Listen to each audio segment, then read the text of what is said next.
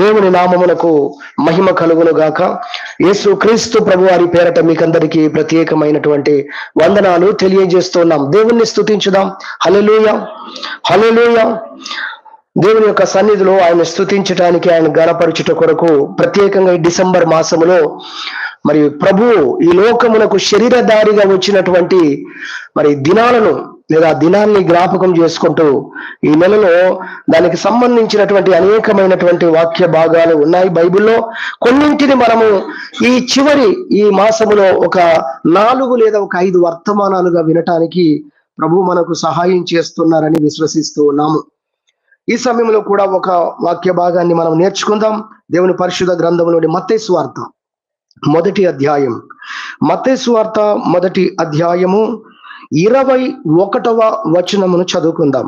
ఆమె ఒక కుమారుని కనును, తన ప్రజలను వారి పాపముల నుండి ఆయనే రక్షించును గనుక ఆయనకు యేసు అను పేరు పెట్టుదు అనెను. దేవుని యొక్క దూత మరి మాట్లాడినటువంటి మాటలను మనం ఇక్కడ చూస్తున్నాం. ఈ ప్రత్యక్షత, ఈ విషయాలు ఇక్కడ యోహానుతో మాట్లాడిన మరి యోసేపుతో మాట్లాడినట్లుగా మనం చూస్తాం. 20వ వచనం, అతడి సంగతులను గూర్చి ఆలోచించుకొనుచుండగా ఇదిగో ప్రభుదూత స్వప్నం ముందు అతనికి ప్రత్యక్షమై అనే మాట మనం చూస్తున్నాం. కాబట్టి యోసేపుకు ప్రత్యక్షమై దేవుని దూత చెబుతున్న మాటను మనం ఇక్కడ మత్తయి సువార్తలో ఉన్నటువంటి భాగమును చదువుట ద్వారా మనం అర్థం చేసుకుంటున్నాం.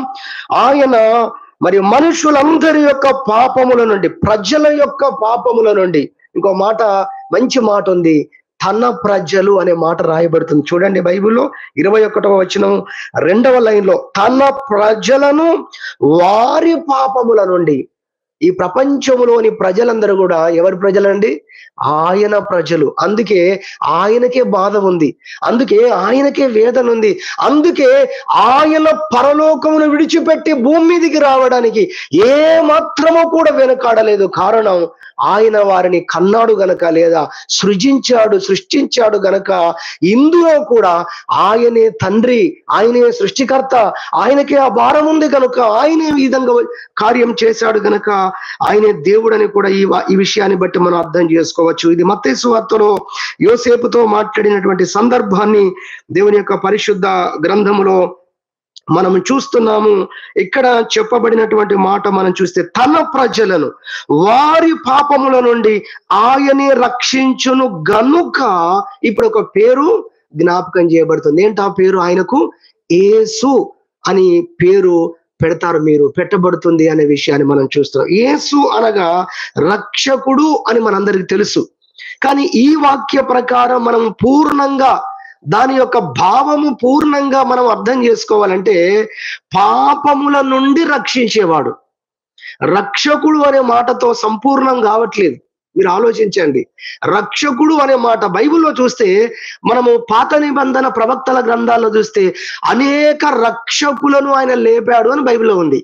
తన కృపా సంపత్తిని బట్టి అనేకమైన రక్షకులను ఆయన లేపాడు, న్యాయాధిపతులను లేపాడు, ఆ విధంగా మరి అనేక మంది సేవకులను, ప్రవక్తలను లేపాడు. వారిని గురించి కూడా బైబిల్లో రక్షకులు అనే పదం ఉపయోగించబడింది.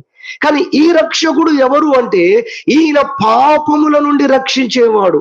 అందుకే దేవదూత ప్రత్యక్షమైనప్పుడు చాలా క్లియర్ గా చెప్పబడుతున్నటువంటి మాట మనం చూస్తున్నాము.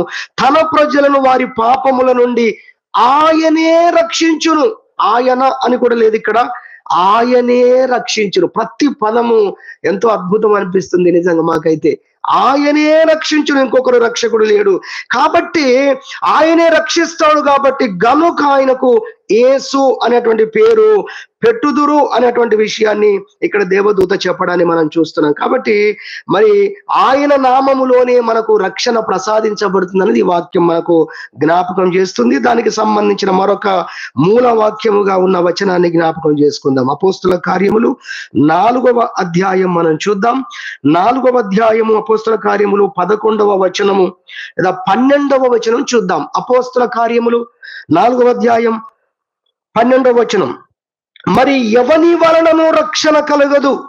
ఈ నామముననే మనము రక్షణ పొందవలెను గాని ఆకాశము క్రింద మనుషులలో ఇయ్యబడిన మరి ఏ నామమున రక్షణ పొందలేము అనెను. దేవునికి స్తోత్రం చెప్పుదాము. హల్లెలూయా. ఎంత గొప్ప మాట అండి. నిజంగా అనేకులను కదిలించే మాట, కొంతమందిని ఉలిక్కి పడజేసే మాట. ఆ ప్రపంచం మొత్తము కూడా రక్షణ పొందే నామము ఒకటి ఉంది. ఆ నామాన్ని గూర్చిన ప్రత్యక్షత ఇక్కడ విడుదలవుతుంది. ఎంత క్లియర్ గా చెప్పబడుతుందంటే, మరి ఎవని వలన రక్షణ కలగదు. ఒక డిసైడ్మెంట్ కూడా అయిపోతుంది ఇక్కడ. ఒక సంపూర్ణమైనటువంటి ఒక స్టేట్మెంట్ వస్తుంది. ఇంకా ఎవరు కూడా లేరు. మరి ఎవని వలన రక్షణ కలగదు. ఈ నామముననే మనము రక్షణ పొందవలెను గాని ఆకాశము కింద మనుషులు ఇయ్యబడిన మరి ఏ నామమున రక్షణ పొందలేము అని చెప్పినట్లుగా దేవుని యొక్క పరిశుద్ధ గ్రంథములో మనం చూస్తున్నాం. పేతురు పరిశుద్ధాత్మతో నిండిన వాడై ఈ విషయాలు చెప్పినట్టుగా 4వ అధ్యాయం 8వ వచనం చూస్తే మీకు అర్థమవుతుంది. కాబట్టి ఆకాశము కింద లేదా భూమి మీద ఇయ్యబడిన నామములలో యేసు నామములో తప్ప ఈ ప్రపంచ ప్రజలకు ఏ నామములో కూడా రక్షణ లేదు అనే విషయము పరిశుద్ధ దైవ గ్రంథం ఈ విషయం చెప్తుంది. అయితే చెప్పగానే అందరూ నమ్మాలా అనేటువంటి ప్రశ్న, సందేహము లేదా వారిలో ఇది రావచ్చు. అయితే ఎందుకు ఈ నామముననే రక్షణ కలుగుతుంది? ఎందుకు ఎవరి వలన కలగదు? ఎందుకు ఈ యేసుక్రీస్తు నామములోనే రక్షణ ఎందుకు కలుగుతుంది? వేరే నామములో ఎందుకు రక్షణ లేదు అనేది తెలుసుకున్నప్పుడు అప్పుడు అందరూ ఒప్పుకుంటారు, అవును ఈ నామములలోనే రక్షణ కలుగుతుంది అన్న విషయాన్ని తెలుసుకుంటారు. అది తెలుసుకోవడం కొరకే మరి ఆ విషయాలను జ్ఞాపకము చేసుకొని, అవును మనము పొందినటువంటి రక్షణ లేదా రక్షణ మనము యేసు నామములో పొందామని, ఆ నామము తప్ప వేరొక నామమే లేదన్న విషయాన్ని మనము కూడా మరలా జ్ఞాపకం చేసుకున్నప్పుడు ఆ నామాన్ని బట్టి మనం స్తుతిస్తాం. హల్లెలూయా. భూమి మీదికి దేవుడు ఆ నామమును పంపినందుకు, ఆయనను పంపినందుకు మనము కృతజ్ఞతతో ఆయనను ఆరాధించే వారంగా కూడా ఉంటాము అన్న విషయాన్ని మనము జ్ఞాపకం చేసుకోవాలి. అందుకే ఈ వాక్యాన్ని ప్రభు మన యుద్ధకు పంపిస్తున్నాడు. కనుక ఈ రోజు మన వర్తమానం ఏంటంటే, రక్షణ పొందుటకు లోకమునకు దేవుడిచ్చినటువంటి నామము యేసు నామం. హల్లెలూయా. ఈ ప్రపంచము ఈ లోకములో ఉన్న వారందరూ కూడా రక్షణ పొందటానికి దేవుడు ఒక నామాన్ని పరిచయం చేస్తున్నాడు, ఒక నామాన్ని ఇచ్చాడు. ఆ నామమును ధరించుకొని వచ్చినటువంటి ఒక అవతార పురుషుడు ఉన్నాడు. ఆయనే ప్రభు అయిన యేసుక్రీస్తు అన్న విషయాన్ని దేవుని యొక్క వాక్యముల ద్వారా మనము గ్రహించగలుగుతున్నాం. కాబట్టి మరి రక్షణ పొందుటకు దేవుడు మనకు అనుగ్రహించిన ఈ యొక్క ఉన్నతమైన నామాన్ని బట్టి ప్రభువును మనం స్తుతించాలి, ప్రభువును మనం ఆరాధించాలి. అందుకే ఈ వాక్య భాగాలను మనము నేర్చుకోవడం జరుగుతుంది. దేవుని పరిశుద్ధ గ్రంథంలో చూసినట్టయితే అనేక మంది భక్తులు ఈ విషయాన్ని గ్రహించిన వారు ఏమన్నారంటే, 7 దిన వృత్తాంతములు 16వ అధ్యాయం 9 నుంచి 10-11 వచనాలు చూస్తే, ఆయన పరిశుద్ధ నామమును బట్టి అతిశయించండి అని ప్రకటించడం జరిగింది. హల్లెలూయా. ఆయన పరిశుద్ధమైనటువంటి నామము, ఆ నామాన్ని బట్టి మీరు సంతోషించండి, మీరు అతిశయించండి అని వాక్యములో భక్తులు చెప్పినటువంటి మాటలు మనం చూస్తాం. 72వ కీర్తన 19వ చరణంలో చూస్తే, ఆయనది మహిమ కలిగినటువంటి నామము, ఆ నామము నిత్యము స్తుతించబడాలి అని భక్తులు కోరుకున్నారు. మరి అంత గొప్ప నామాన్ని మనం స్తుతిస్తూ ఉన్నామా? ప్రభువా, నీ నామము పేరట మాకు ఇచ్చిన రక్షణ కొరకై స్తోత్రాలు. నీవు రాకపోతే, ఈ యేసు క్రీస్తు అనే నామమును నీవు మాకు ఇవ్వకపోతే మేము రక్షణ పొందేవారము కానే కాదు కదా ప్రభు అని మనం దేవుణ్ణి స్తుతిస్తున్నామా? ఆయన ఆరాధిస్తున్నామా? ఈ నామాన్ని గూర్చి మనం చెప్పుకోవాలంటే, ఎంత గొప్ప నామము చెప్పుకోవాలంటే రాసుకోవడానికి 2-3 పేజీలు పడతాయండి. అన్ని విషయాలు ఉన్నాయి. ఒక్క మాటలో అంటాడు, సూర్యోదయం మొదలుకొని సూర్య అస్తమయం వరకు స్తుతి నొందదగిన నామము ఏదైనా ఉంది అంటే అది యేసుక్రీస్తు నామమే. హల్లెలూయా. ఎందుకంటే ఆ నామములోనే ప్రపంచములోని వారందరికీ రక్షణ ప్రసాదించబడింది, అనుగ్రహించబడింది అన్న విషయము దేవుని యొక్క వాక్యము ద్వారా మనము నేర్చుకోగలుగుతున్నాం. వాటిని మనము ఈ సమయంలో మనము నేర్చుకుందాం. దేవుని వాక్యములో మనం చూసినట్లయితే 1 యోహాను పత్రికలో ఒక వాక్య భాగాన్ని చదువుకుందాం. 1 యోహాను పత్రిక మనం చూసినట్లయితే మొదటి యోహాను పత్రిక 4వ అధ్యాయము 14వ వచనం. 4:14 మొదటి యోహాను. మరియు తండ్రి తన కుమారుని లోకరక్షకుడుగా ఉండుటకు పంపిండుట మేము చూచి సాక్ష్యమిచ్చుచున్నాము. దేవుడు ప్రపంచంలో ఆకాశమందున్నటువంటి దేవుడు ఈ లోకములోకి మనుషులందరూ కూడా రక్షణ పొందగలుగునట్లుగా తన కుమారుణ్ణి ఈ లోకములోకి పంపించాడు. ఆ కుమారునికి యేసు అనే పేరు పెట్టబడింది అనేది మనం ఇందాక చూసాము. దేవదూత ద్వారా ప్రకటించబడినటువంటి ఆ యొక్క పేరును మనము చూస్తున్నాము. ఇదిగో ఆయనను ఎందుకు పంపించాడంటే లోకము తన కుమారుని ద్వారా రక్షణ పొందడానికి పంపించాడు. హల్లెలూయా. లోకము రక్షణ పొందడానికి పంపించబడ్డ కుమారుడు యేసుక్రీస్తు అనేది మనం చూస్తున్నాము.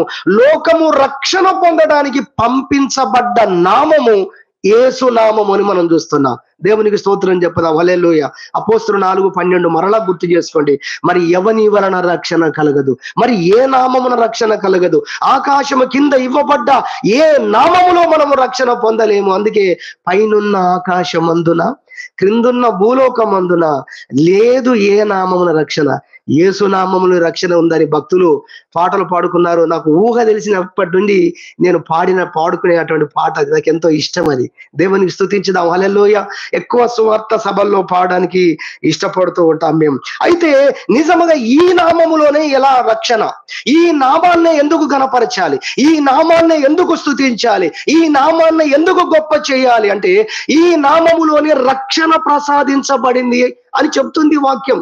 నిజముగా ఎలా రక్షణ ప్రసాదించబడింది మరి అనే విషయాలు మనం దేవుని వాక్యంలో చూస్తే మొట్టమొదటిగా మనం తెలుసుకోవడానికి దేవుని పరిశుద్ధ గ్రంథంలో మరి మొదటి యోహాను పత్రిక ఇక్కడే ఉన్నాం కనుక ఈ వాక్యాన్ని చూద్దాం. 2వ అధ్యాయం 12వ వచనం. 2:12 మనం చదువుకుందాం. 2వ అధ్యాయం 12వ వచనం. చిన్న పిల్లలారా, ఆయన నామమును బట్టి మీ పాపములు క్షమించబడి ఉన్నవని, క్షమింపబడినవి గనుక మీకు వ్రాయుచున్నాను అన్నాడు. ఎవరికి రాస్తున్నాడట అంటే సండే స్కూల్ పిల్లలక? చిన్న పిల్లలారా అంటే మాట ఏంటో తెలుసా? పాపములు క్షమించబడుట అనేటువంటి ఆ స్థాయి ఆ వారికి సంబంధించింది అన్నమాట. ఆత్మీయంగా ఎదిగిన స్థాయి వేరు. ఇది అప్పుడే రక్షించబడిన వారితో చెబుతున్న మాట. అందుకే చిన్న పిల్లలారా మీ పాపాలు క్షమించబడి ఉన్నవి. పాపములు క్షమించబడిన వారితో ఆ దశను గూర్చి మాట్లాడుతూ, ఒకవేళ సీనియర్స్ అయినా ఆత్మీయంగా ఎదిగిన వారైనా ఈ ముందు దశను గూర్చి మాట్లాడుతున్నాడు కాబట్టి ఆ పదం ఉపయోగించాడు. చిన్న పిల్లలారా మీ పాపములు క్షమించబడి ఉన్నవి. హల్లెలూయా. యేసు నామములో ఎందుకు రక్షణ ఉన్నది అంటే ఆ నామములోనే పాపములకు క్షమాపణ ఉన్నది కనుక. దేవునికి స్తోత్రం చెప్పుదాం. హల్లెలూయా. మరి ఏ నామములో కూడా పాపములకు క్షమాపణ లేదు అన్న విషయము మనము గ్రహించాలి. ఎందుకంటే యేసు నామములోనే పాప క్షమాపణ ప్రసాదించబడింది. పాపములు క్షమించబడుట కొరకైన అర్పణ కూడా ఈ యేసు నామములోనే చెల్లించబడింది. హల్లెలూయా. ఎందుకు ఆ యేసు నామములకి అంత శక్తి ఉంది, ఎందుకు ఆ యేసయ్య నామములకే అంత అథారిటీ ఉంది అంటే ఆ నామములో వచ్చిన వారే మనుషులందరి పాపముల కొరకు ఆయన మూల్యం చెల్లించాడు. మీరు చూడండి, సకల అవతారాలను గురించి ఆలోచన చేయండి. ఈ వాక్యాన్ని వింటున్న వారందరూ ఆలోచన చేయవచ్చు. మనుషులందరి పాపముల కొరకు మూల్యము చెల్లించినటువంటి అవతారము ఈ ప్రపంచంలో ఏదైనా ఉన్నదంటే ఒక్క యేసు నామములో వచ్చిన అవతారం మాత్రమే. యేసు నామములో వచ్చిన అవతారం మాత్రమే ప్రపంచ పాపముల కొరకు మరి ఆయన మూల్యము చెల్లించాడు, రక్తము చిందించాడు అనే విషయాన్ని మనము దేవుని పరిశుద్ధ గ్రంథమును చదివినప్పుడు ఆ విషయాలు మనం అర్థం చేసుకోగలుగుతాం. అపోస్తల కార్యములు 10వ అధ్యాయం 43వ వచనం మనం చూసినట్లయితే 10వ అధ్యాయము 43వ వచనం. ఆయన యందు విశ్వాసముంచు వాడెవడో వాడు ఆయన నామము మూలముగా 43వ వచనం అండి. ఆయన యందు విశ్వాసముంచు వాడెవడో వాడు ఆయన నామము మూలముగా పాప క్షమాపణ పొందునని ప్రవక్తలందరూ ఆయనను గూర్చి సాక్ష్యం ఇచ్చుచున్నారు. ఎవరిని గూర్చో సాక్ష్యం ఇవ్వట్లేదు. ప్రపంచములోని ప్రవక్తలు, దేవుడు పంపించిన దూతలు, దేవుడు పంపించినటువంటి దైవ సేవకులు గురువులు అని ఎవరి గురించి చెప్పబడుతుందో వారందరి నోట చెప్పబడిన మాట ఏంటంటే, ఇదిగో యేసు నామములోనే పాప క్షమాపణ ప్రసాదించబడుతుంది. దేవునికి స్తోత్రం చెప్పుదాం. హల్లెలూయా. ప్రవక్తలందరూ ఇస్తున్నటువంటి సాక్ష్యం. ఒక్క ప్రవక్తను గుర్తు చేస్తాను. భూమి మీద అతని వంటి ప్రవక్త లేడు. పోయిన వారం గుర్తు చేసుకున్నాం. గుర్తొచ్చాడా? భూమి మీద ఆయనంత గొప్ప ప్రవక్త లేడు అని బైబిల్లో రాయబడింది.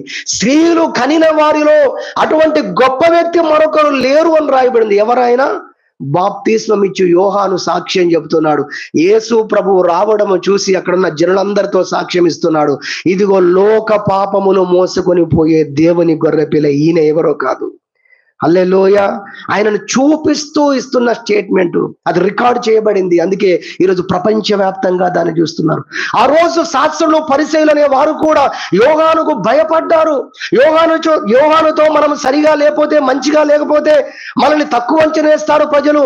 ఇంత నీతిమంతుణ్ణి, ఇంత దైవ ప్రవక్తను మీరు ఒప్పుకోలేదు కాబట్టి మీరే సరైన వారు కాదంటారని భయపడి, జనాలకు భయపడి, పరిస్థితులకు భయపడి వాళ్ళు కూడా బాప్తిసం పొందడానికి వచ్చారంటే యోహాను ఆ దినాల్లో ఎంత ప్రభావము చూపాడో అది అర్థం చేసుకోవచ్చు ఆ పాయింట్ను బట్టి. దేవునికి స్తోత్రం చెప్పుదాం. అలాంటి గొప్ప ప్రవక్త చెబుతున్న మాట, లోక పాపములు మోసుకొని పోయే దేవుని గొర్రెపిల్ల ఈయనే. ఇంతేకాదు, ఆ రోజు మరి అతడికి గొప్ప ప్రవచనాన్ని పొందాడు. లోక రక్షకుణ్ణి చూడకుండా చనిపోడు సుమయోను. ఒక గొప్ప సిగ్నల్ అండి సుమయోను అనే వ్యక్తి. ఆయనకి ఇవ్వబడ్డ ప్రవచనం ప్రపంచం అంతా అందరికీ చెప్పేస్తున్నాడు, అందరికీ తెలిసిపోయింది. ఏంటి? లోక రక్షకుడు భూమి మీదకి రాబోతున్నాడు. ఆ రక్షకుణ్ణి చూసేదాకా ఈ పెద్ద ఆయన చనిపోడంట. ఇప్పుడు ఈ పెద్ద ఆయన చనిపోయాడు, నిద్రించాడు. చనిపోవడం అనేది భక్తులకు వాడొద్దు. నిద్రించాడు అంటే లోక రక్షకుడు ఆల్రెడీ భూమి మీద ఎక్కడో ఒక దగ్గర దిగాడు. ఆయన అవతారం వచ్చేసిందని సూచనగా ఉన్నాడు సుమయోను. అలాంటి ఆ గొప్ప సుమయోను మందిరంలో ఒక రోజు యోసేపు మరియలు శిశువుగా ఉన్న యేసుక్రీస్తు ప్రభువును పట్టుకొని వచ్చినప్పుడు ఆయన చేతుల్లోకి తీసుకొని ఏమన్నాడో తెలుసా? శిశువా అనలేదు. ఏమన్నాడు? నాదా, ఇప్పుడు నన్ను నువ్వు సమాధానంగా పోనిచ్చుచున్నావు అంటూ తండ్రిని ఏమని స్తుతించాడో తెలుసా? అది మనం పోయిన సంవత్సరంలో అంశంగా మనము క్రిస్మస్ సందేశాల్లో విన్నాం. నీవు సిద్ధపరిచినటువంటి రక్షణ నేను కన్నులారా చూచితిని అన్నాడు సుమయోను. వీళ్ళందరూ ప్రవక్తలు. ఇదిగో ఇక్కడ మనం చూస్తున్నాము అపోస్తల కార్యము 10వ అధ్యాయము 43వ వచనం చెబుతుంది, ఆయన నామము మూలముగా పాప క్షమాపణ పొందునని ప్రవక్తలందరూ సాక్ష్యం ఇచ్చుచున్నారు. యోహాను సాక్ష్యము చూడండి, సుమయోను యొక్క సాక్ష్యము చూడండి. నాదా, ఇదిగో నీవు అనుగ్రహించిన భూలోకమునకు నీవు అనుగ్రహించిన రక్షణను నేను కన్నులారా చూచానని యేసు ప్రభువును చూసి ఏమన్నాడు? రక్షణ అన్నాడండి. హల్లెలూయా. రక్షణ అని చెప్పాడు. ఇది నువ్వు అనుగ్రహించిన రక్షణ. పోయిన వారం అందుకే నేర్చుకున్నాం మనం. దేవుడు అనుగ్రహించిన ఈ లోకము విడుదల పొందడానికి దేవుడు అనుగ్రహించిన దైవ బహుమానము యేసుక్రీస్తు అని చూసాం. సుమయోను రక్షణ అన్నాడు. రక్షకుడు అనేది మనము చూస్తున్నాం. ఇన్ని పదాలుగా విషయాలుగా మనం చూస్తున్నాం. నేర్చుకుంటున్న అంశం ఏంటంటే ఆయన నామములో మాత్రమే పాప క్షమాపణ ప్రసాదించబడింది అన్న విషయాన్ని మనం చూస్తున్నాం. కాబట్టి లోకము రక్షణ పొందుటకు దేవుడిచ్చిన నామం ఏంటంటే అది యేసుక్రీస్తు నామమే. ఎందుకంటే యేసుక్రీస్తు మాత్రమే మనుషులందరి పాపము కొరకు ఆయన రక్తము చిందించాడు అన్న విషయాన్ని దేవుని యొక్క పరిశుద్ధ గ్రంథములో మనము చూస్తున్నాం. ఆయన ఒక్కడు మాత్రమే పాపాలు క్షమించడానికి ఆయనకు అధికారం ఉంది. చూద్దాం ఒకసారి మత్తయి సువార్త 9వ అధ్యాయం. మత్తయి సువార్త 9వ అధ్యాయం మీరు చదివితే పక్షవాయువు గల ఒక వ్యక్తి మీకు కనబడతాడండి. పక్షవాతముతో ఒక వ్యక్తి కనబడతాడు. 2వ వచనం, ఇదిగో జనులు పక్షవాయువుతో మంచము పట్టి ఉన్న ఒకరిని ఆయన యొద్దకు తీసుకొని వచ్చిరి. యేసు వారి విశ్వాసమును చూసి, కుమారుడా ధైర్యముగా ఉండుము, నీ పాపములు క్షమించబడి ఉన్నవని పక్షవాయువు గల వానితో చెప్పాను. ఇప్పుడు ఆయన పక్షవాయువు గల రోగముతో వచ్చాడు. యేసు ప్రభు ఏం చేయాలి? మామూలుగా మనం చెప్పాలంటే, అందరం చెప్పాలంటే పక్షవాతం ఉన్న వ్యక్తిని బాగు చేయాలి. కానీ యేసు ప్రభు అన్ని విచిత్రం అద్భుతంగా ఉంటాయండి ఆయన మాటలు, ఆయన క్రియలు కదా. ఇక్కడ ఏమంటున్నాడు తెలుసా? వచ్చిన తర్వాత ఆ వ్యక్తితో అంటున్నాడు, కుమారుడా నీ ధైర్యముగా ఉండుము, నీ పాపములు క్షమించబడి ఉన్నవి. నీ పాపాలను నేను క్షమిస్తూ ఉన్నాను. ఇదిగో నా దగ్గరకు వచ్చావు కదా, శరణు వేడుతున్నావు కదా, నా మీద ఆధారపడ్డావు కదా, నేను పాపములు క్షమించేవాడిని అన్నట్లుగా యేసు ప్రభు అతని యొక్క పాపములను క్షమించి ఏమంటున్నాడు? కుమారుడా ధైర్యంగా ఉండు, ఈ రోజు ఈ సమయంలో నీ పాపములు క్షమించబడి ఉన్నవి అని చెప్పాడండి. అంతే. 3వ వచనం, ఇదిగో శాస్త్రులలో కొందరు ఇతడు దేవదూషణ చేయుచున్నాడని తమలో తాము అనుకొనగా. యేసు ప్రభు ఏం చేస్తున్నాడు? దేవదూషణ చేశాడా? దాని అర్థం ఏంటి? ఎందుకు ఆ పదం ఉపయోగించారు వాళ్ళు అంటే, దేవుడొక్కడే పాపములను క్షమించగలడు, మరెవరు కూడా పాపములను క్షమించటానికి ఎవరికి అధికారం లేదు. మరి అలాంటిది నరుడుగా మా మధ్యలోనే పుట్టి యోసేపు లేదా మరియ కుమారుడుగా ఎంచబడిన ఈ బెత్లెహేములో పుట్టిన ఈ యేసు అనే వ్యక్తి పాపాలను ఎలా క్షమిస్తుందని చెప్పగలుగుతాడు? ఈయన నరుడే కదా, ఈయన మనిషే కదా, ఈయన ఎలా చెప్పగలుగుతున్నాడని ఆ కోపము లేదా ఆ విషయము, మరి ఆ బాధ వారికి వచ్చింది, ఆ కోపం వారికి వచ్చిందని మనం తెలుసుకోవాలి. అందుకే ఆ పదం వాళ్ళు అన్నారు, దేవుడు తప్ప మరెవరు పాపాలు క్షమించరు, నరుడవై ఉండి నువ్వు పాపాలు క్షమిస్తున్నావేంటి అని అడిగారు. అయితే వారికి తెలియదు, ఆయన లోకానికి వచ్చినటువంటి మనిషిగా వచ్చిన దేవుడు. దేవునికి స్తోత్రం చెప్పుదాం. హల్లెలూయా. దేవుని పరిశుద్ధ గ్రంథంలో చాలా శక్తివంతమైనటువంటి వాక్యం అది. నిజంగా అది రాయబడ్డందుకు మేమైతే ఎంతో సంతోషిస్తున్నాము. రోమా పత్రికలో ఉన్నటువంటి మాట చాలా క్లియర్ గా యూదులు తెలుసుకునేటట్లుగా, అందరూ తెలుసుకునేటట్లుగా రాయబడ్డ మాట. 9వ అధ్యాయము, రోమపత్రిక 9వ అధ్యాయం మనం చూసినట్టయితే 4వ వచనం లేదా 5వ వచనం చదువుదాం. పితరులు వీరి వారు శరీరమును బట్టి క్రీస్తు వీరిలో పుట్టెను. శరీరమును బట్టి క్రీస్తు వీరిలో ఇశ్రాయేలులలో పుట్టెను. అయితే ఈయన పుట్టాడు గాని, శరీరరీతిగా వచ్చాడు గాని, ఈయన ఎవరంటే అన్నట్టుగా చెబుతుంది వాక్యం. చూడండి, ఈయన సర్వాధికారి అయిన దేవుడై ఉండి నిరంతరము స్తోత్రాలు కూడా ఉన్నాడు. దేవునికి మహిమ కలుగును గాక. హల్లెలూయా. యెషయా గ్రంథం 9వ అధ్యాయం 6వ వచనం. అక్కడ ఏముంది? ఏలయనగా మనకు శిశువు పుట్టెను. ఎవరాయన? ఆశ్చర్యకరుడు, ఆలోచనకర్త, బలవంతుడైన దేవుడు. అంతేకాదు, ఇంకో మాట ఏముంది? నిత్యుడగు తండ్రి. ఆకాశమందు తండ్రి ఉన్నాడు, ఇదిగో దేవుడు ఉన్నాడని శాస్త్రులు పరిశీలు అందరూ చెప్పుకుంటున్నారు. కానీ ఆ తండ్రి అయిన దేవుడే, ఆ బలవంతుడైన దేవుడే భూలోకానికి శరీర రీతిగా కుమారుడుగా ఈ లోకంలో అడుగు పెట్టాడన్న సంగతి వారు తెలుసుకోలేకపోయారు. మనం మార్కు సువార్త 2వ అధ్యాయంలో చూసినట్లయితే 5వ వచనం, యేసు వారి విశ్వాసమును చూసి, కుమారుడా, నీ పాపములు క్షమించబడి ఉన్నవని పక్షవాయు గల వారితో చెప్పాను. శాస్త్రులో కొందరు అక్కడ కూర్చుండి ఉండిరి. వారు, ఇతడు ఇట్లెందుకు చెప్పుచున్నాడు? దేవదూషణ చేయుచున్నాడు కదా. దేవుడొక్కడే తప్ప పాపములు క్షమింపగలవాడెవడని తమ హృదయములో ఆలోచించుకొనసాగిరి. వాళ్ళు తెలుసు, పాపాలు క్షమించేది ఎవరు? దేవుడొక్కడే. ఆయన తన్ను తాను పాపములు క్షమించేవాడు. రాయబడింది ఆయన గురించి, చెప్పబడింది ఆయన గురించి. చిన్నప్పుడే, ఆయన పుట్టక ముందే చెప్పబడింది, పాపములను క్షమించేవాడు. ఆయన తన ప్రజలను పాపము నుండి రక్షించేవాడు, విడిపించేవాడని చెప్పబడింది. దాన్ని ప్రభు ఏం చేశాడు తెలుసా? అక్షరాల చూపిస్తూ ఉన్నాడు. హల్లెలూయా. ఆ పక్షవాయు వ్యక్తి జీవితంలో దాన్ని చూపించడాన్ని మనం చూస్తాం. అదే విధంగా మనం చూసినట్లయితే శిలువ మీద దొంగ దగ్గర కూడా ప్రభు తాను కనపరుచుకున్నాడు. అందుకే ఆ శిలువ మీద దొంగ యేసు వైపు చూసి అంటాడు, ప్రభువా, నీవు నీ రాజ్యముతో వచ్చినప్పుడు నన్ను జ్ఞాపకం చేసుకో. ఎంత అద్భుతంగా కనిపెట్టాడండి. ఈయన మానవుడు కాదు, ఈయన మనవలే మనిషి కాదు, ఈయన దేవుడు, ఈయన రక్షకుడు, ఈయన నామములోనే రక్షణ ఉంది, ఈయన మాత్రమే రక్షణ ఇవ్వగలడని తెలుసుకున్న శిలువ మీద దొంగ అయ్యా యేసు అని పిలిచాడు, అనగా రక్షకుడా అని పిలిచాడు. ఆయన తర్వాత నీ రాజ్యముతో వచ్చినప్పుడు అన్నాడు, ఆయనకు రాజ్యం ఉందని తెలుసు, ఆయన రాజ్యముతో వస్తాడని తెలుసు. ఇవన్నీ నమ్మాడండి శిలువ మీద దొంగ. అందుకే ప్రార్థన చేశాడు. ఇదిగో యేసు ప్రభు వెంటనే సాక్ష్యం ఇస్తూ ఉన్నాడు, నేడు నీవు నాతో కూడా పరదేశకు వస్తున్నావు. హల్లెలూయా. తన్ను తాను రక్షకుడుగా ఆయన కనపరుచుకున్నాడు. ఆయన నామములోనే పాప క్షమాపణ ఇవ్వబడింది. ఆయన మాత్రమే పాపాలు క్షమించగలడు అనడానికి మరి ఆయన ఒక్కడే మరి యొక్క పాపములు ప్రక్షాళన కావడం కొరకైన కార్యాన్ని చేసిన వాడని, ఆయన మాత్రమే దాన్ని జరిగించగలిగిన వాడు కనుకనే మరి ఆయన నామములోనే రక్షణ అనేది మనం చూస్తున్నాం. దాన్ని ప్రభు పక్షవాత రోగి దగ్గర చూపించాడు, శిలువ మీద దొంగ దగ్గర చూపించాడు. అదే విధంగా మనం చూసినట్లయితే వ్యభిచారంలో పట్టబడ్డ స్త్రీని అందరు తీసుకొని వచ్చి తప్పు చేయకుండా చేస్తుండగా పట్టుకొని వచ్చాం అని ఆయన దగ్గర పడవేసి మీరేమంటారన్నప్పుడు ప్రభు అన్నాడు, మీలో పాపము లేని వారెవరో మొదట రాయి వేయండి అన్నారు. అందరు వెళ్ళిపోయారు. కారణం, ఎవరు పరిశుద్ధులు కారు, ఎవరు పరిశుద్ధులు కారు గనక అందరూ వెళ్ళిపోయారు. అయితే యేసు ప్రభు మాత్రమే అక్కడ నిలబడి ఉన్నాడు. ఎందుకంటే ఆయన పరిశుద్ధుడైన దేవుడు గనక. దేవునికి స్తోత్రం చెప్పుదాం. హల్లెలూయా. యేసు ప్రభు ఏమన్నాడో తెలుసా? యోహాను సువార్త 8:46, నాలో పాపం ఉన్నదని మీలో స్థాపించగలిగిన వారు ఎవరైనా ఉన్నారని అడిగాడు. ఆ వెళ్ళిపోయిన వాళ్ళని. స్తోత్రం చెప్పుదాం.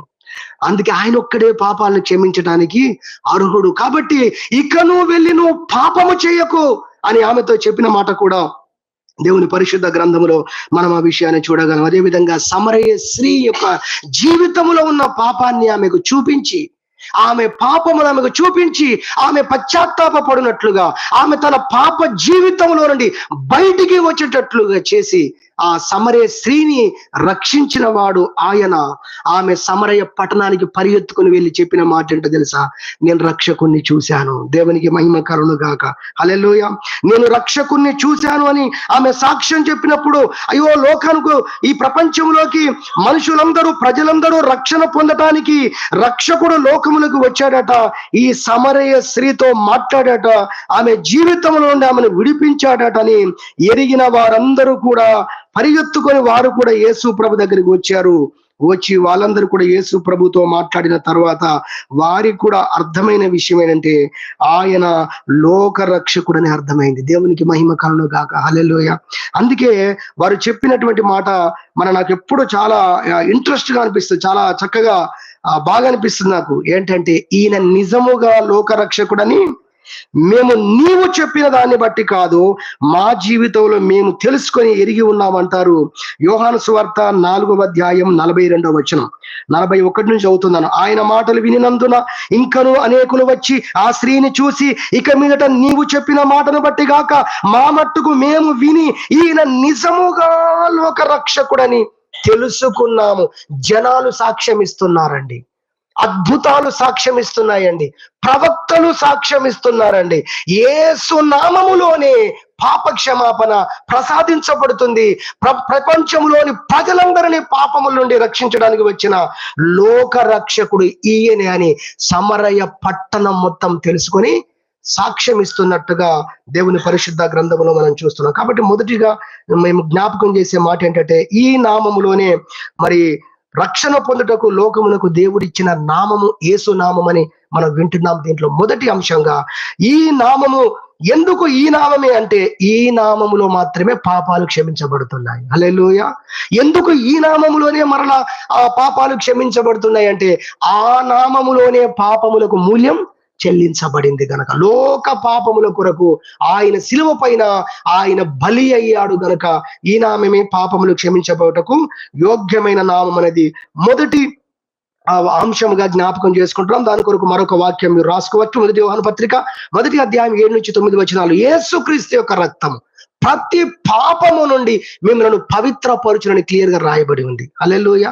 యేసు రక్తం మాత్రమే ప్రతి పాపముల నుండి మిమ్మల్ని పవిత్రపరుస్తుంది అన్న విషయము 1 యోహాను పత్రిక 1:7-9 ఆ మాట మనం చూస్తాం. ఇది మొదటి అంశంగా వింటున్నాం. సమయం అయిపోయింది కాబట్టి నేను త్వరగా 2-3 చెప్పి ముగిస్తాను. రెండవదిగా మనం చూసినట్లయితే అపోస్తుల కార్యములు 26:18 చూసినట్లయితే యేసుక్రీస్తు నామములోనే సాతాను యొక్క రాజ్యము నుండి మనము విడిపించబడి దేవుని రాజ్య వారసులంగా మారుతున్నాం. హల్లెలూయా. ఈ ప్రపంచంలో దురాత్మల నుండి సాతానుడు అనేవాడు ఈ ప్రపంచంలో ఉన్న ప్రతి మనిషి కంటే బలవంతుడండి. ముఖ్యంగా ఏంటో తెలుసా?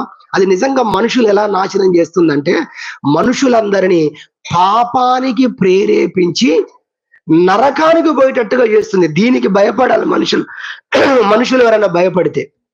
దేనికి భయపడాలండి? అంతేగాని 2 కొమ్ములు పెట్టుకుని వస్తాడు, కొమ్ములే ఉండవు. కానీ వాడు చేసే ఘోరమైన విషయం ఏంటో తెలుసా? వాడు చేసే అటువంటి దారుణమైన కార్యం ఏంటో తెలుసా? మనుషులందరినీ కూడా ప్రవక్తల గ్రంథాలు రాసింది, వాడు గాలం వేసి లాగుతున్నాడు అని రాయబడి ఉంది. వాడు తన గాలానికి చేజెక్కించుకుంటున్నాడు అని రాయబడి ఉంది. అనేకులను పాపానికి ప్రేరేపించి వాని యొక్క బంధకాలలో ఉంచుకుంటున్నాడు, నరకానికి వారిని ప్రాప్తులుగా చేస్తున్నాడండి. సాతాను పాపానికి బానిసలుగా మార్చేస్తున్నాడు అనేకులను కూడా. అందుకే చూడండి, తప్పు అని తెలిసిన చాలా మంది ఇంకా తాగుతూనే ఉన్నారు. శరీరము నాశనమైపోతున్నా తాగుతూనే ఉన్నారు. ప్రతి పాపము శరీరానికి వెలుపల ఉంది, బైబిల్లో రాసింది. ప్రతి పాపము శరీరానికి వెలుపల ఉంది. అయితే వ్యభిచారం అనేది సొంత శరీరానికే అతడు హానికరంగా చేస్తున్నాడు. ఇది మహాపాపం అని బైబిల్లో రాయబడింది. అనేకులకు ఈ విషయం తెలిసినా కూడా వాళ్ళు బయటికి రాలేకపోతున్నారు. వ్యభిచారం అనేటువంటి ఒక దారుణమైన ఊబిలో అనేకులను పడవేశాడు. తాగుడు అనే ఊబిలో అనేకులను పడవేశాడు. వాళ్ళతో మనం మాట్లాడుతున్నప్పుడు ఏడుస్తారు వాళ్ళు. కొన్నిసార్లు మన పాదాలు పట్టుకోవడం కూడా వస్తారు. నేను ఎంతగానో ప్రయత్నం చేస్తున్నాను, దీని నుండి బయటపడలేకపోతున్నాను. ఇలా కొంతమంది డబ్బు విషయంలో, కొంతమంది పాపం విషయంలో, కొంతమంది జూదం విషయంలో అనేకులను పాపములో ముంచి వాళ్ళందరినీ నరకానికి తీసుకెళ్తూ ఉన్నాడు. వారి హస్తాలను గురించి అంటారు కబంధ హస్తాలు అంటారు. సాతాను రాజ్యము నుండి దేవుడు మనల్ని విడిపించాడు. ఆ విడిపించిన నామం ఏదైనా ఉంది అంటే అది యేసుక్రీస్తు నామం మాత్రమే. హల్లెలూయా. ఆయన మాత్రమే విడిపించాడు. 18 సంవత్సరాల నుంచి నడుము వంగిపోయిన ఒక స్త్రీ గురించి బైబిల్లో చూస్తాం. నేను ఇలాంటి చదివినప్పుడు అర్థమైంది ఏంటంటే, రోగాలన్నీ ప్రకృతిని బట్టి రావు, రోగాలన్నీ పాపాన్ని బట్టి రావు. అంటే పాపాన్ని బట్టి రోగాలు వస్తాయి, అది గుర్తు చేసుకోండి. పాపాలను బట్టి రావు, ప్రకృతిని బట్టి రావు రోగాలన్నీ. ఇలా మనం ఆలోచన చేస్తే దేవుని యొక్క శిక్షను బట్టి కూడా రోగాలు వస్తాయి. మిరియాం మీదకి శిక్ష వచ్చింది కదా, పౌలు కూడా గద్దించినప్పుడు గారడివాడు గుడ్డివాడయ్యాడు. రోగాలు దేవుని పనిష్మెంట్ బట్టి వస్తాయి, ప్రకృతిని బట్టి వస్తాయి కదా. ఇలా మనం ఆలోచన చేస్తే చాలా ఉన్నాయి. అయితే ఇక్కడ మనం తెలుసుకుంటున్నాం, అబ్రహాము కుమార్తె ఈమె అన్నాడు ప్రభు ఒక ఆమెను గురించి, 18 సంవత్సరాల నుంచి నడుము వంగిపోయి ఉందట. దేన్ని బట్ట తెలుసా? ప్రభు అన్నాడు సాతాను శక్తి వలన అన్నాడండి. చూసారా, సాతాను ద్వారా కూడా వ్యాధులు వస్తాయి. ఇది మనం తెలుసుకోవాలి. అందుకే కొన్నిసార్లు మనము కొన్ని రోగాల గురించి ప్రార్థన చేసేటప్పుడు దేవుని ఆత్మ ప్రేరేపణను బట్టి ఆలోచన దేవుడు ఇచ్చినప్పుడు ఆ రోగములను యేసు నామం పేరట, ఆ రోగము వెనుకున్న దయ్యములను మనం బంధించాలి. దేవుని మహిమ కలుగును గాక. హల్లెలూయా. ఒక చెవిటి మూగ దయ్యాన్ని గురించి బైబిల్లో రాయబడింది. దయ్యము ద్వారా నోరు పోయిందండి, సాతాను ద్వారా నోరు పోయింది, చెవులు కూడా వినబడకుండా అయిపోయాయి. మూర్ఛ, ఫిట్స్, అనారోగ్యాన్ని బట్టి వస్తాయి, శరీరాన్ని బట్టి కలిగే ఫిట్స్ ఉన్నాయి, సాతాను ద్వారా వచ్చే ఫిట్స్ కూడా ఉన్నాయి.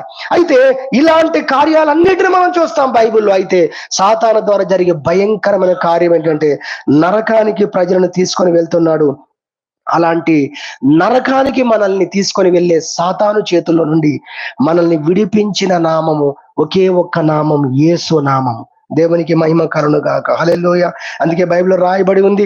బైబిల్లో మనం చూస్తే దేవుని యొక్క పరిశుద్ధ గ్రంథములో మనము గమనించినట్లయితే 1 యోహాను పత్రికలో మనం చూస్తాము, అపవాది క్రియలను లయపరుచుటకే యేసు క్రీస్తు ఈ లోకములోకి ఆయన ప్రత్యక్షమాయను అని దేవుని యొక్క పరిశుద్ధ గ్రంథములో ఉన్న మాట మనం చూస్తాం. 1 యోహాను పత్రిక 3వ అధ్యాయం 8వ వచనము, అపవాది మొదటి నుండి పాపము చేయుచున్నాడు గనక పాపము చేయువాడు అపవాది సంబంధి, అపవాది యొక్క క్రియలను లయపరుచుటకే దేవుని కుమారుడు అనగా యేసు క్రీస్తు ఈ లోకములోకి ప్రత్యక్షమాయను. యేసు నామమును ఎందుకు మనం గణపరచాలి? యేసు నామమునే మనం ఎందుకు స్తుతించాలి? యేసు నామము కంటే గొప్ప నామం ఎందుకు లేదంటే, ఈ ప్రపంచములో మనుషులందరినీ నరకానికి తీసుకొని వెళ్తున్న ఆ సాతాను పైన జయమిచ్చేది ఒక్క యేసు నామం గనుక. హల్లెలూయా. అందుకే లోకము రక్షణ పొందుటకు దేవుడు అనుగ్రహించిన నామము యేసు నామము అనే విషయాన్ని మనము ఇక్కడ నేర్చుకుంటున్నాం. సమయం అయిపోయింది. రెండో విషయాన్ని నేను జ్ఞాపకం చేస్తూ దీన్ని 3వ అంశాలకు వెళ్తున్నాను. ఒక్క మాట చెప్పి నేను ముగిస్తాను. 3వ అంశంగా చూస్తే యోహాను సువార్త 20వ అధ్యాయము మనం చూసినట్లయితే దేవుని పరిశుద్ధ గ్రంథంలో మరి ఒక అద్భుతమైన మాట మనం ఇక్కడ కనుగొంటాం. 20వ అధ్యాయం 31వ వచనం, యేసు దేవుని కుమారుడైన క్రీస్తు అని మీరు నమ్మునట్లును నమ్మి ఆయన నామమందు, చూడండి ఇక్కడ కూడా, ఆయన నామమందు జీవము పొందునట్లు ఇవి వ్రాయబడెను. ఆయన నామమందు మనందరికి కూడా జీవము ప్రసాదించబడింది. 3 విషయాలు నేర్చుకుంటున్నాం. 1, పాపములు క్షమించబడేది ఆయన నామములోని. మొదటి యోహాను పత్రిక 2వ అధ్యాయం 12వ వచనం, చిన్నపిల్లలారా ఆయన నామమును బట్టి మీ పాపములు క్షమించబడి ఉన్నది. రెండవదిగా మనము నేర్చుకున్నాము, ఆయన నామమును బట్టి సాతాను నుండి మనము విడుదల పొందాము. హల్లెలూయా. అపోస్తలుడైన పౌలు, పేతురు అనేక దయ్యాలు వెళ్ళగొట్టినప్పుడు వాళ్ళు ఉపయోగించిన నామం ఏంటి? యేసు నామాన్ని వారు ఉపయోగించారు. కాబట్టి యేసు నామములోనే దయ్యములు పోవుట అనేది మరి మనకు చరిత్ర ప్రకారంగా ప్రాక్టికల్ గా అది నిరూపించబడింది. ఆయన నామములో దయ్యములు వెళ్ళిపోవటం అనేది ఈ ప్రపంచం చూసింది. అది రెండవదిగా మనం చూసాము, నరకానికి మనల్ని ఈడ్చుకొని వెళ్ళేటువంటి సాతాను నుంచి మనల్ని విడిపించింది యేసు నామం. అది రెండవది అయిపోయింది. మూడవదిగా యోహాను సువార్త 20వ అధ్యాయం 30-31 వచనాలు మనం చూస్తున్నాం. 31వ వచనంలో ఆయన నామమందు జీవము మీరు పొందుట కొరకై ఈ విషయాలు రాయబడ్డాయి. అంటే మూడోది ఏంటంటే యేసు నామములోనే మనకు నిత్య జీవం ఉన్నది. దేవునికి స్తోత్రం. హల్లెలూయా. ఎవరి నామములో ఉంది నిత్య జీవము? యేసుక్రీస్తు నామములో మాత్రమే మనకు జీవం ఉంది. చాలా మంది బైబిల్ పట్టుకొని అటు ఇటు తిప్పుతున్నారట ఆ దినాల్లో. అంటే ధర్మశాస్త్రం, కొత్త నిబంధన యేసయ్య తర్వాత వచ్చింది. అప్పుడు ధర్మశాస్త్రం అంటే కొత్త నిబంధన ధర్మశాస్త్రం కాదండి. అంతకుముందు ఉన్న ప్రవక్తల గ్రంథాలు అవన్నీ, ఆది కాండాలు అవన్నీ కలిపితే అవి ధర్మశాస్త్రంగా ఎంచబడేవి. ఇంకా ప్యూర్ గా చెప్పాలంటే ఆ రోజు మోషేకు దేవుడు ఇచ్చినటువంటి ఆ 4 కాండాలే, లేకపోతే ఆ యొక్క ద్వితీయోపదేశకాండ, అవే ధర్మశాస్త్రంగా ఎంచబడతాయి. సరే, అయితే వాళ్ళు మొత్తం బైబిల్ తిప్పుతున్నారట అటు ఇటు. యేసు ప్రభు చూసి అన్నాడు, మీరు పొద్దున్నాక తెల్లారదాకా మీరు బైబిల్ తిప్పుతున్నారు, ధర్మశాస్త్రం చూస్తున్నారు, లేఖనాలన్నీ చూస్తున్నారు, కీర్తన గ్రంథాలన్నీ చూస్తూ ఉన్నారు, నేను మాట చెప్తాను మీరు వినండి అన్నాడు. అది ఎక్కడుందంటే యోహాను సువార్త 5వ అధ్యాయం 39వ వచనంలో ఉంది. ఏమన్నాడు తెలుసా? లేఖనముల యందు నిత్య జీవమున్నది. ఈ బైబిల్ వాక్యముల ప్రకారం మనం జీవిస్తే పరలోకం పోతాం అని మీరు లేఖనాలన్నీ చూస్తున్నారు, ధర్మశాస్త్రం చూస్తున్నారు, కీర్తన గ్రంథాలన్నీ సెర్చ్ చేస్తున్నారు, ఆ లేఖనాలు నన్ను గూర్చి చెప్తున్నాయి చూడండి అన్నాడు. హల్లెలూయా. మీకు అర్థమైంది కదా? ఆ లేఖనాల్లో నిత్య జీవం అన్నదన్న మాట నిజమే. లేఖనాల్లో, బైబిల్ గ్రంథములో, పరిశుద్ధ గ్రంథములో, ధర్మశాస్త్రములో దేవుడు నిత్య జీవం పొందడం కొరకైన విషయాలు చెప్పింది నిజమే. అయితే అవన్నీ నా ద్వారానే ఆ నిత్య జీవం వస్తుందని తండ్రి మీకు చెప్పాడు, మీరు బాగా పరిశోధించండి అన్నాడు. దేవునికి మహిమ కలుగును గాక. హల్లెలూయా. కాబట్టి మనం తెలుసుకోవాలి, యేసుక్రీస్తు నామములోనే నిత్య జీవము అనుగ్రహించబడుతుంది. ఆయన నామములో మనకు నిత్య జీవము అనే విషయాన్ని దేవుని పరిశుద్ధ గ్రంథంలో మనం చూస్తున్నాము. యోహాను సువార్తలో కూడా దీనికి సంబంధించినటువంటి మాటలు మనకు కనబడతాయి. మొదటి అధ్యాయము మనం చూస్తే 9వ వచనం మనం తెలుసుకోవచ్చు. 9వ వచనము, అదేవిధంగా 3వ వచనం చదువుతున్నాను చూడండి. యోహాను సువార్త 1వ అధ్యాయం 3వ వచనం. కలిగి ఉన్నది ఏది ఆయన లేకుండా కలగలేదు, ఆయనలో జీవముండెను, ఆ జీవము మనుషులకు వెలుగై ఉండెను. హల్లెలూయా. యేసు ప్రభు అంటాడు యోహాను సువార్త 14వ అధ్యాయంలో, నేనే మార్గమును, నేనే సత్యమును, తర్వాత ఏమన్నాడు? నేనే జీవమును. మిమ్మల్ని జీవింపజేసడానికి వచ్చినటువంటి రక్షకుణ్ణి నేననే చెప్పిన మాటే కాదు, ఇప్పుడు కొత్త మాట చెప్తున్నాడు. నేనే జీవం అన్నాడు. లైఫ్ అంటే నేనే అన్నాడు. హల్లెలూయా. నిత్య జీవం అంటే నేనే అన్నాడు. నాతో మీరుంటే మీరు జీవము కలిగిన వారు అని ప్రభువు చెప్పాడు. ఆ విషయాన్ని దేవుని పరిశుద్ధ గ్రంథంలో మనం చూస్తూ ఉన్నాం. యోహాను సువార్త 10:10లో కూడా ప్రభువు చెప్పాడు, గొర్రెలకు జీవము కలుగుటకు, అది సమృద్ధిగా కలుగుటకు నేను వచ్చి ఉన్నాను అనేటువంటి మాట కూడా ప్రభువు చెప్పాడు. అదే విధంగా పేతురు యేసు ప్రభు గురించి అంటాడు, ప్రభువా, యేసయ్య అంటాడు, కొంతమంది వెళ్ళిపోయారు కదా, మీరు కూడా వెళ్ళిపోతారా పేతురు అని అన్నప్పుడు పేతురు అంటాడు, ప్రభువా, నీవు నిత్య జీవపు మాటలు గలవాడవు. హల్లెలూయా.